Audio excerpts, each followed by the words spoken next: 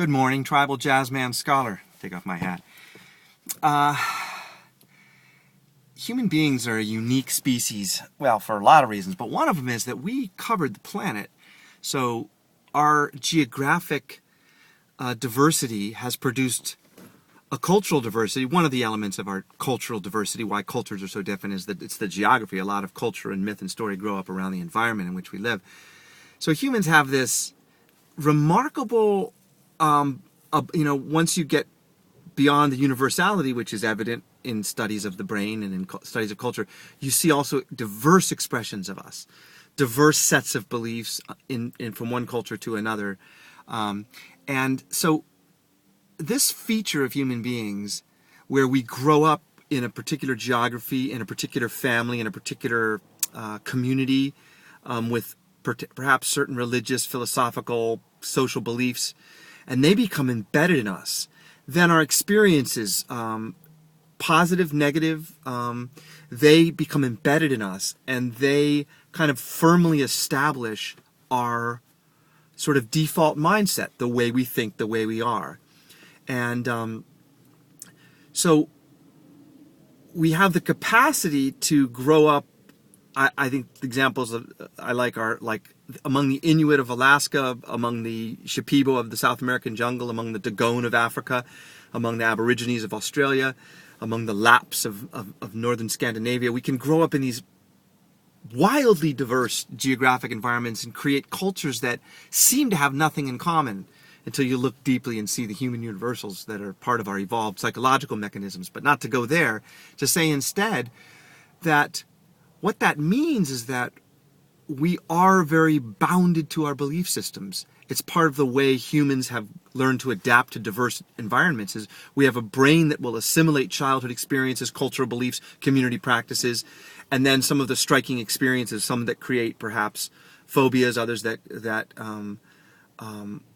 create addictions. We have all sorts of ways that we respond that become kind of cognitively embedded, ingrained, and they become almost immovable in the adult.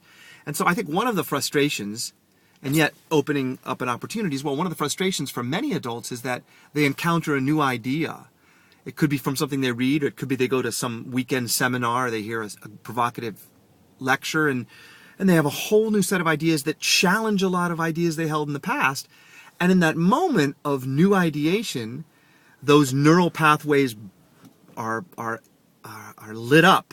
We feel as though that is our new path of thought. That is our new way of being. I will turn over a new leaf, and I've heard this inspiring talk. And then we often wake up the next day feeling like we have the memory of the new thought, but we're back into the embedded culture and mind.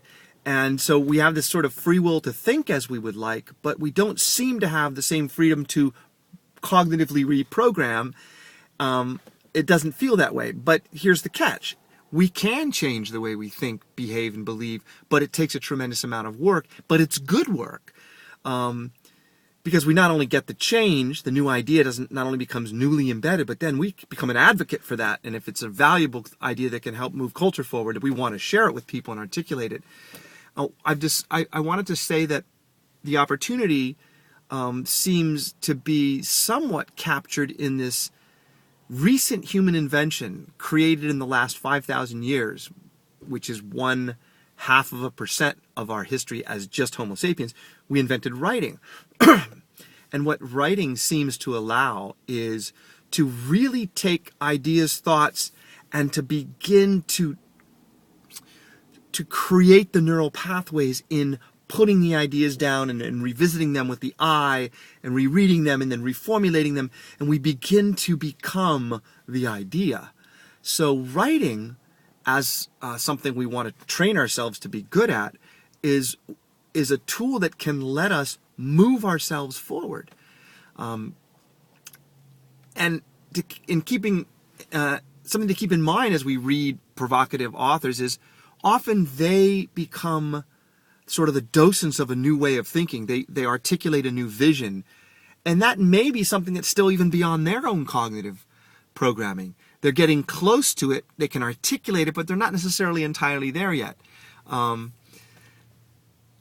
So we may expect someone who offers a provocative idea to actually embody that in their own life. And that may be something that'll happen eventually, but it's the act of writing that allows others to begin to grapple with the idea. And both in the context of Victor Turner's Comunitas, in which collectives reorder culture through the powerful emotional sense of comunitas and the ideas within comunitas, we begin to change culture. So too, to follow on the ideas of Rupert Sheldrake and morphic resonance, as we collectively begin to hold new ideas, those new ideas take on a certain life, an energy, which is also supported by the work of David Abram in Becoming Animal and Earthly Cosmology. So a lot of these, some of my heroes, the docents of my mind, who have taken me through new journeys of thought, are people like David Abram and Rupert Sheldrake, Paul Shepard, Thomas Berry, even Leonard Shlain, Rianne Eisler, Maria Gimbutas, Joseph Campbell, Victor Turner. There's so many, and so I'm intrigued with the idea that all that I know about human history and all the secrets I think are embedded in our prehistory are really the product of the present moment, the literate present world that we live in which we've done all this research and writing and scholarship and written all this down. So it's a strange way the past, which I think reveals much of the present, has been itself revealed by the present. A curious collection of ideas, which I have spewed with great abandon this morning. And with that, Tribal Jazzman Scholar will get to his job teaching. This is my school, and I got to get going. Good morning.